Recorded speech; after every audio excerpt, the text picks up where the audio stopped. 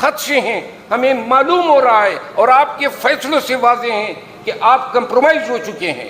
آپ دیکھ رہے ہیں پولیس کمپرومائزڈ ہے، ایف آئی اے کمپرومائزڈ ہے، تمام انٹیلیجنس ایجنسیاں کمپرومائزڈ ہیں، تمام بیوروکریسی کمپرومائز ہیں، کوئی بھی شخص رول آف لا کے ساتھ نہیں ہے. ایسے میں اگر جج کمپرومائزڈ ہو جاتے ہیں کوئی انہونی نہیں ہے. اور ہم پورے دعوے کے ساتھ، پورے وثوق کے ساتھ، پورے یقین کے ساتھ یہ کہہ رہے ہیں کہ یہ دو جج صاحبان جو ہیں یہ اپنے منصب، اپنے اوتھ کا انحراف کر چکے ہیں.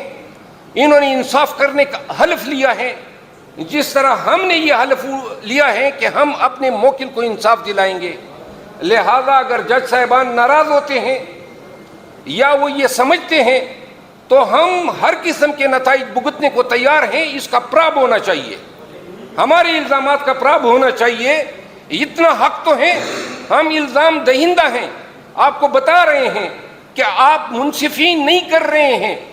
چیف جسٹس عامر فاروق صاحب نے، آپ کو علم ہے ٹیریان کیس میں ججمنٹ آئی، اسلام آباد کے ہائی کورٹ کے ویب سائٹ سے اس نے ججمنٹ جو ہے ڈیلیٹ کرائی، بینچ توڑ دیا. کیوں؟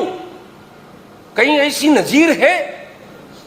اس کے بعد ایک بات ہوتی تو ہم کہہ دیتے 9 مئی کو خان صاحب گرفتار ہوتے ہیں. تمام وکلاء کی شیرک جو ہوتی ہیں وہ عدالتیں ہوتی ہیں. ہم تو کہتے ہیں لوگوں کے کہ عدالت میں آپ کو دیکھیں گے. آپ کی عدالت میں آئے ہوئے ایک طالب کو ہمایون دلاور کی عدالت میں پیش کروانے کے لیے، آج میں بتا دوں کیوں اریسٹ کیا جاتا ہے. 9 مئی کو کیونکہ 10 مئی کو کارروائی رکھی گئی تھی فرد جرم کی، تو لہذا 9 مئی کو رینجر کے ذریعے اس کو ہائی کورٹ میں، جس کا یہ نگہبان ہے، کسٹوڈین ہے، جو سب سے بڑا منصف ہے، اس کی عدالت میں پنجوتا صاحب بیٹھے ہوئے ہیں. آپ نے ان کی ویڈیو دیکھی ہوں گی جب خون اس کے چہرے پہ بہہ رہا ہے. عدالت اور عدالت کے تقدس کو پامال کرتے ہوئے جس غنڈگردی کے ساتھ ان لوگوں نے پاکستان کے سابق وزیر اعظم کو ڈسگریسفلی گھسیٹا، وہ ویڈیو سامنے نہیں آئی.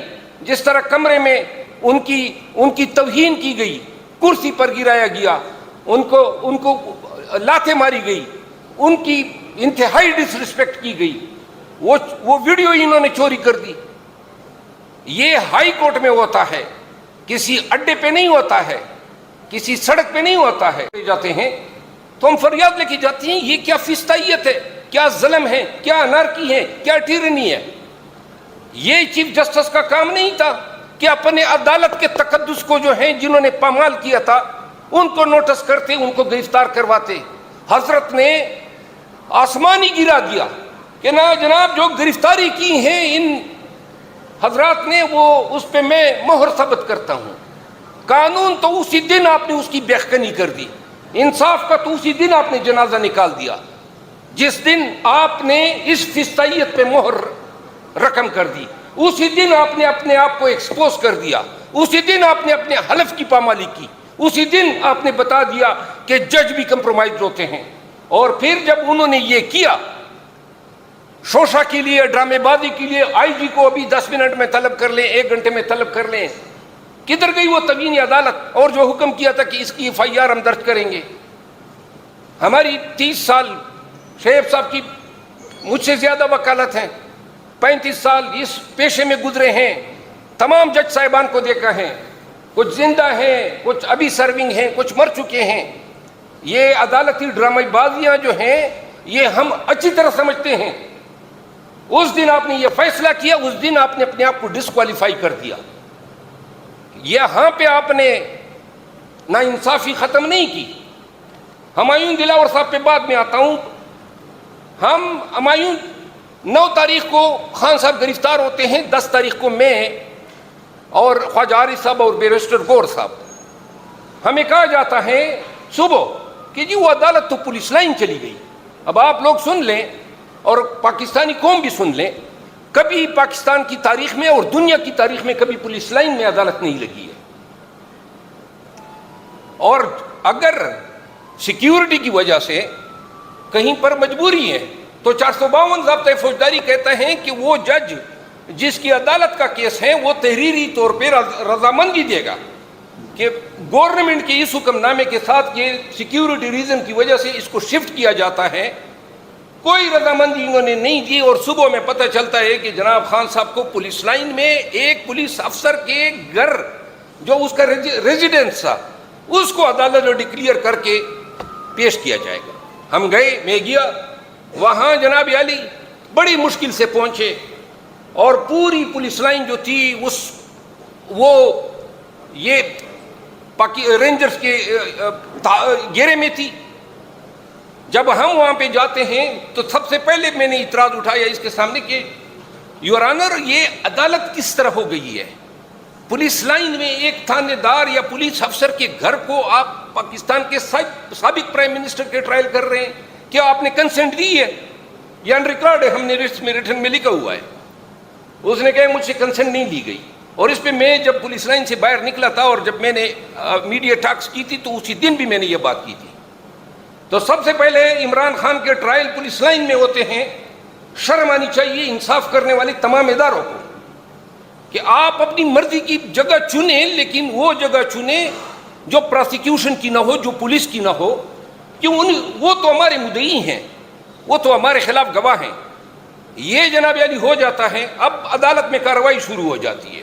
ہمایوں دلاور صاحب ہمیں کہتے ہیں کہ جی آج تو ہمیں آپ کو اس لیے بلوایا گیا ہے کہ آپ کا میں نے فرد جرم عائد کرنا ہے.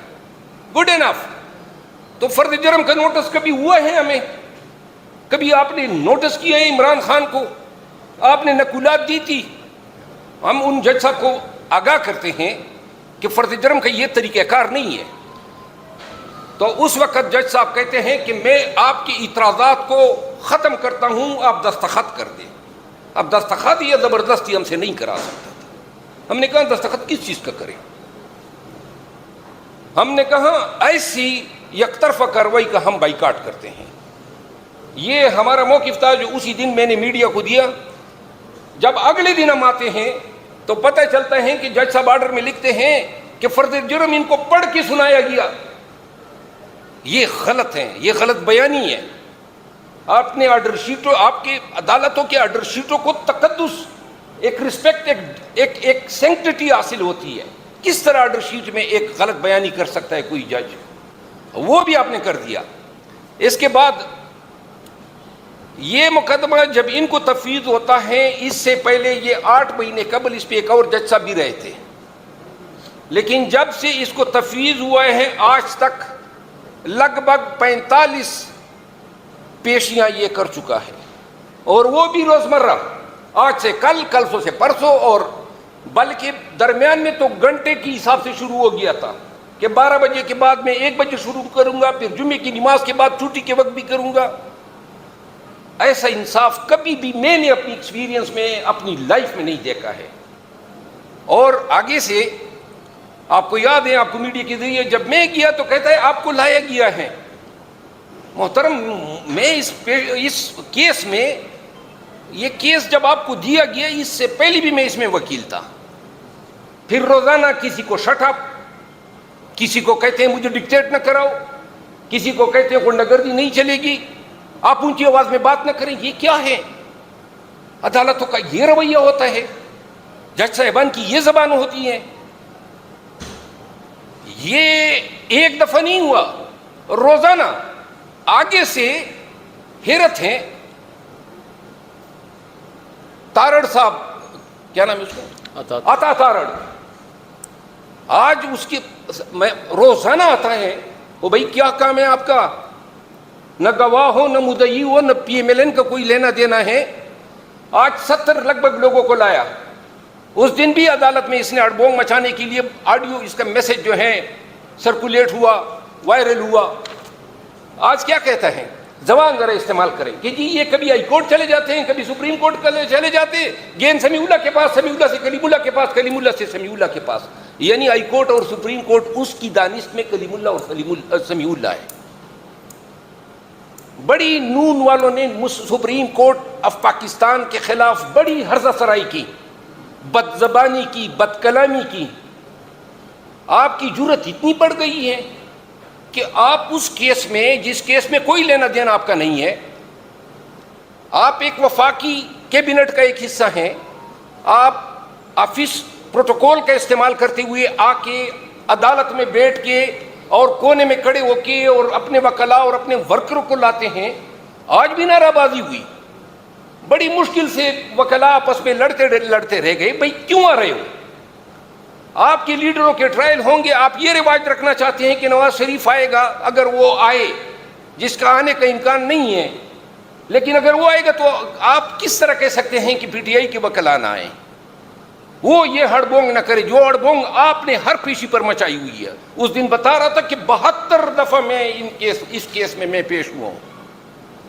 تو لہذا ہمایوں دلاور صاحب فرد جرم بنا لیتے ہیں یک طرفہ, آج تک ہمارے دستخط نہیں ہے. اور جب ہم اور